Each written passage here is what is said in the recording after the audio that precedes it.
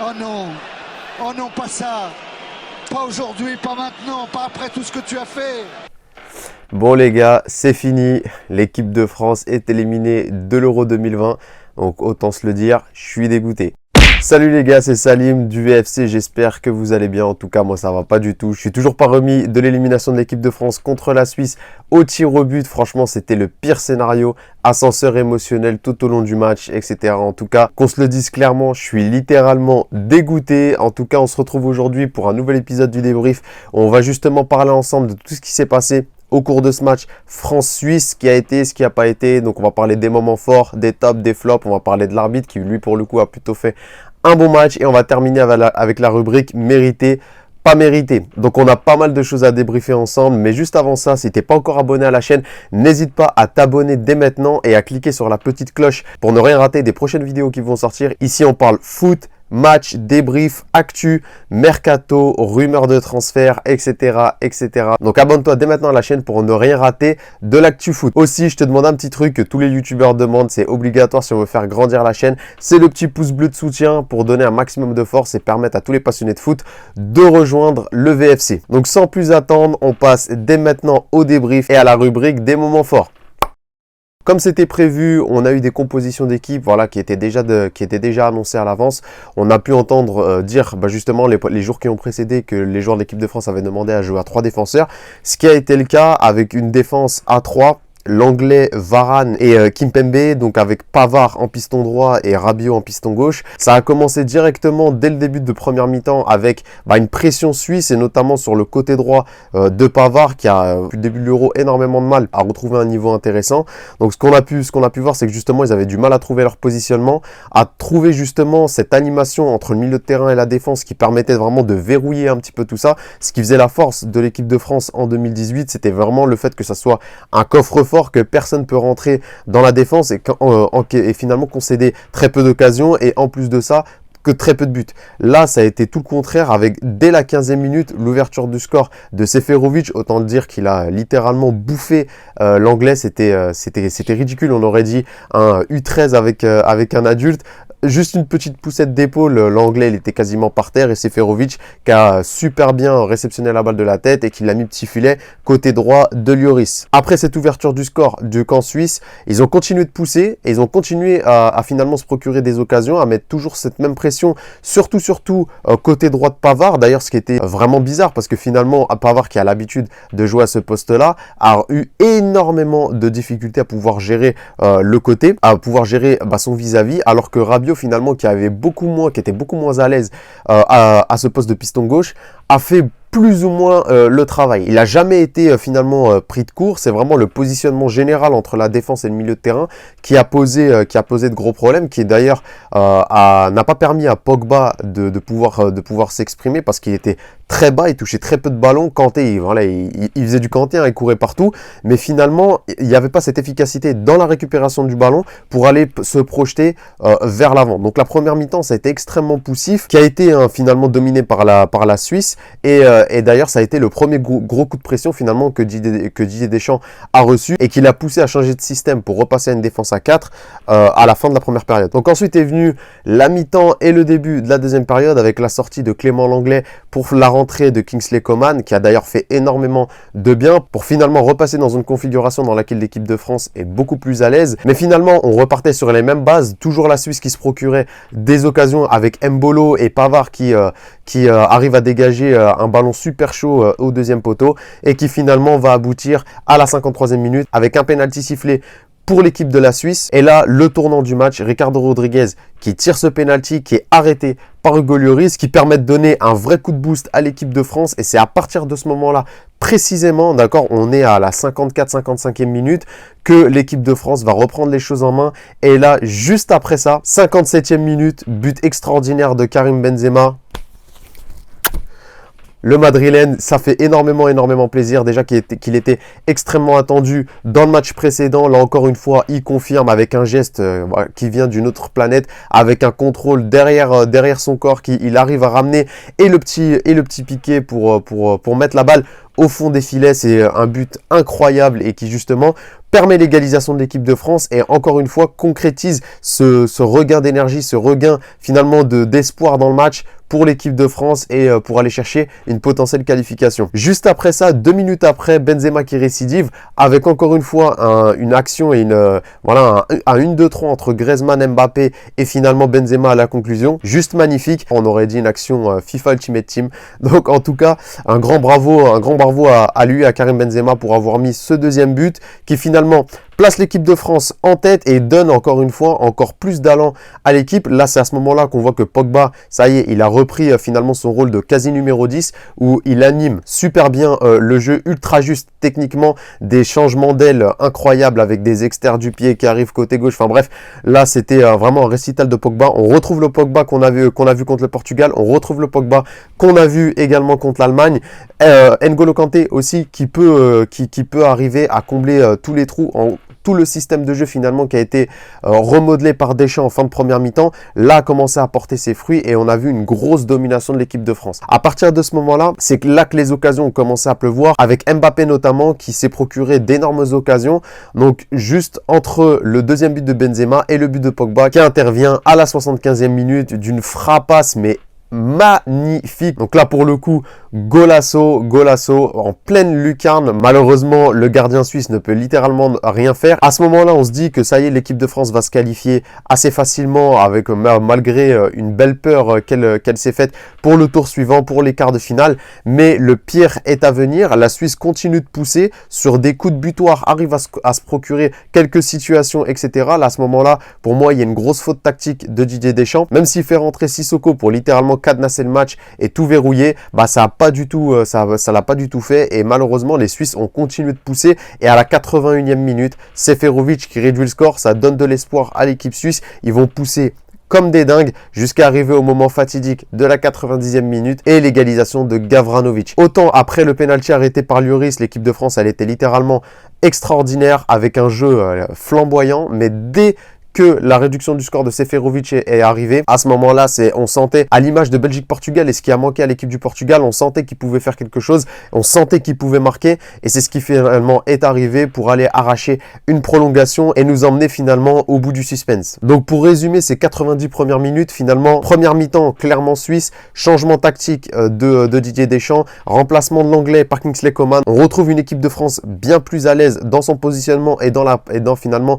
le jeu qu'elle pratique. Le tournant du match avec le penalty, les 2 buts de Karim Benzema et ensuite malheureusement le manque d'efficacité défensive de l'équipe de France qui permet à la Suisse d'arracher cette prolongation. Il y a eu beaucoup d'occasions pour l'équipe de France, elle a clairement manqué de réalisme. Pour vous donner les statistiques, à la fin des 90 premières minutes, on est à 19 tirs pour l'équipe de France et pour pas vous dire de bêtises, 8 tirs côté suisse. Donc après dans le reste des statistiques c'est assez équilibré mais vraiment il y a une très grosse domination et dans les expected goals comme on peut voir un petit peu sur les plateaux télé il y a clairement avantage pour l'équipe de France. Là à ce moment là on se dit voilà 3-3.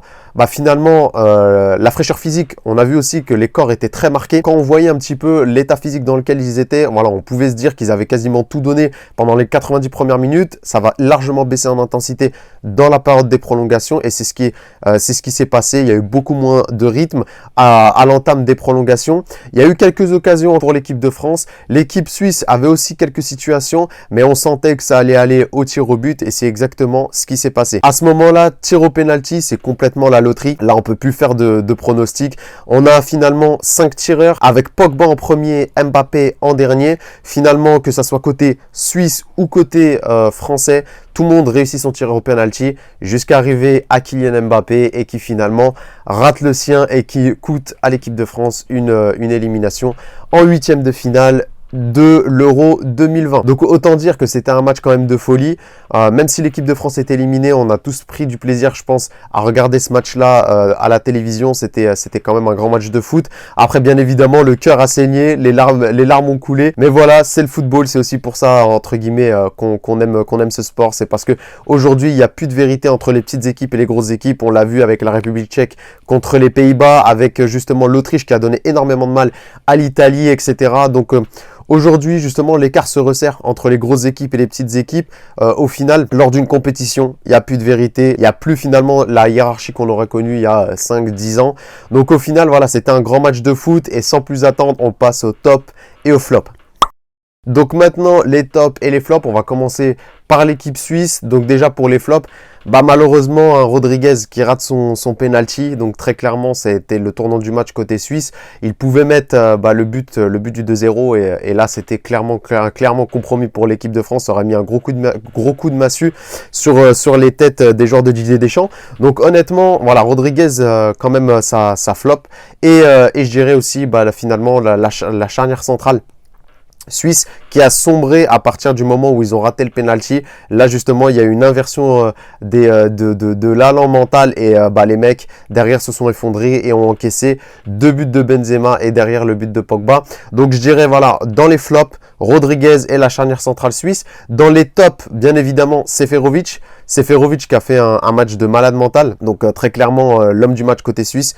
Un doublé contre l'équipe de France, extrêmement important. Il met le premier but, il met le but qui donne de l'espoir et ensuite il permet encore une fois à l'équipe suisse de rester dangereuse, qui a amené derrière le 3e but. Et également dans les tops, Mbabou qui a rentré côté droit, qui a justement fait énormément de bien à cette équipe, d'ailleurs qui a mis une passe décisive sur le 2e but de Seferovic et qui a contraint Rabiot et Kingsley Coman à toujours rester vigilants en défense, et c'est lui qui a apporté également le danger côté suisse à partir du moment où il est rentré jusqu'à la fin du match. Il avait une certaine fraîcheur physique, de la vitesse et surtout des centres assez dangereux. Mais voilà, un grand bravo à l'équipe suisse pour ce qu'ils ont donné sur le terrain. Ils ont fait un énorme match et honnêtement, voilà, c'est un peu dur de dire top et flop, mais un gros top à toute l'équipe suisse pour le match qu'ils ont donné. Maintenant, on va passer au top et au flop côté équipe de France. Là, malheureusement, ça va faire mal.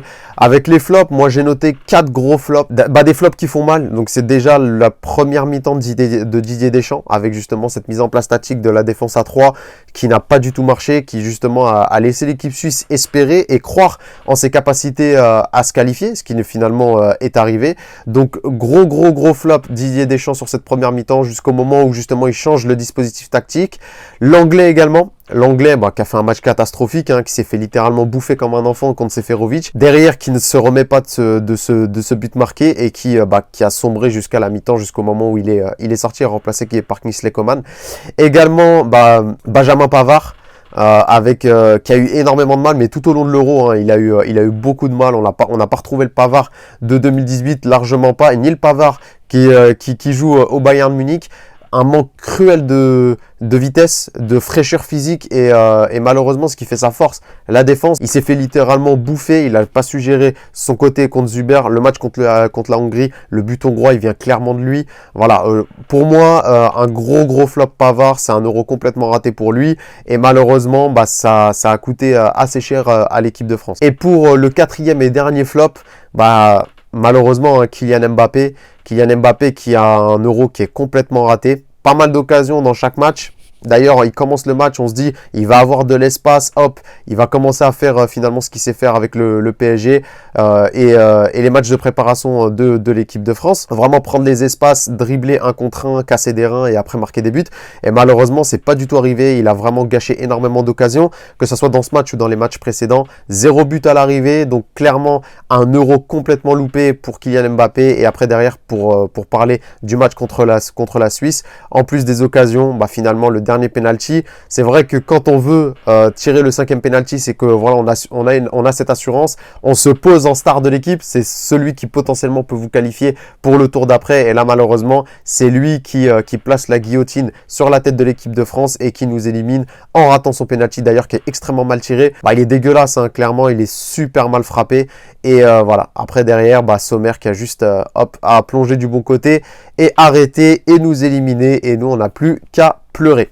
Donc voilà pour les flops. Pour les tops, Karim Benzema, on l'attendait au tournant à l'Euro et il a répondu présent. À partir du moment où on a eu ce but libérateur contre le Portugal, il a littéralement déroulé. Le but qu'il met, le premier but avec son contrôle qui est derrière lui, qui la rabat, il fait la balle piquée derrière pour mettre ce premier but et le but égalisateur. C'est juste incroyable, c'est une action de très grande classe, vraiment du Karim Benzema tout craché, un joueur qui est pour moi avant-gardiste, on aura le temps d'en reparler dans d'autres vidéos, mais qui est vraiment, c'est un joueur du futur, c'est le futur attaquant moderne, c'est le 9,5, c'est le mélange entre le 9 et le 10 avec la touche technique, aussi l'âme du tueur quand il faut planter. Donc honnêtement, Karim Benzema, un énorme match pour lui. Autre top, Paul Pogba, à partir du moment où il a récupéré des ballons dans les pieds et qu'il a pu s'exprimer, il a encore une fois étalé toute sa classe technique. Moi j'adore ce joueur, c'est vraiment typique de la formation française, pas dans la formation des centres de formation, mais dans la formation de la street au quartier, avec justement cette capacité technique à crosser, à éliminer en 1 contre 1 et à faire des passes. C'était du grand art. Donc pour moi, 2 gros tops avec Benzema et Pogba. Maintenant, let's go pour parler de l'arbitrage. Donc l'arbitre pour moi, il a fait un bon match. Il a pas contrairement au match qu'on a vu la veille avec le Belgique-Portugal. L'arbitre là, il a été plutôt bon. Il a pris pour moi à chaque fois les bonnes décisions. Voilà, il n'y a pas grand chose à dire à part que finalement même pour la VAR, voilà, il a revu penalty. Voilà, il y avait pas scandale non plus. Donc bon match de l'arbitre. J'espère qu'il va pouvoir en faire d'autres jusqu'à la fin de la compétition. Sur une note à 10. Je lui ai mis 6 sur 10. Là, pour le coup, il a su gérer l'événement. Il s'est pas trompé. Il a toujours su faire preuve de fermeté quand il fallait. Il a d'ailleurs tardé un tout petit peu à mettre le carton à Pavard pour toute son œuvre dans le match avec tous les tacles qu'il a sortis. Mais finalement, voilà. Moi, j'ai trouvé l'arbitre plutôt bon. Un bon 6 sur 10. Et maintenant, on passe sur la dernière rubrique. Le mérité, pas mérité. Pour finalement cette confrontation, c'est très dur de dire est-ce que c'est mérité, c'est pas mérité. En tout cas, ce qui est sûr et certain, c'est que c'est pas immérité pour l'équipe de la Suisse. Ils n'ont pas volé leur qualification. Ils se sont donnés à 4000%. C'était un match de folie. Donc pour moi, voilà, l'équipe de France, c'est clairement elle qui rate le coche. La désillusion, voilà, elle peut nourrir énormément de regrets. À partir du moment où tu mènes 3-1, c'est interdit de te prendre 2 buts dans les 10 dernières minutes, surtout quand tu es l'équipe de France et que tu es censé avoir quand même une des meilleures défenses d'Europe, si ce n'est du monde. Donc voilà, la Suisse a fait le taf, ils se sont procuré les occasions qu'il fallait et ils ont planté au moment où il fallait. Donc pour moi, c'est pas immérité, c'est pas volé de la part de la Suisse. Voilà, je sais même pas combien ils sont au classement FIFA à la Suisse, mais ils ont quand même battu le champion du monde en titre. Donc pour moi, voilà, c'est largement pas volé, je dirais même c'est mérité. Voilà, encore une fois, bravo frérots suisses, on espère que vous irez très loin. Donc voilà, j'espère que vous avez kiffé l'analyse de ce France-Suisse. En tout cas, si ce n'est pas encore le cas, n'hésite pas à t'abonner à la chaîne, à cliquer sur la petite cloche et le petit pouce bleu pour donner un maximum de force. D'ici là, nous on se retrouve pour le prochain débrief et les prochaines vidéos. Prends soin de toi, c'était Salim du VFC. Ciao!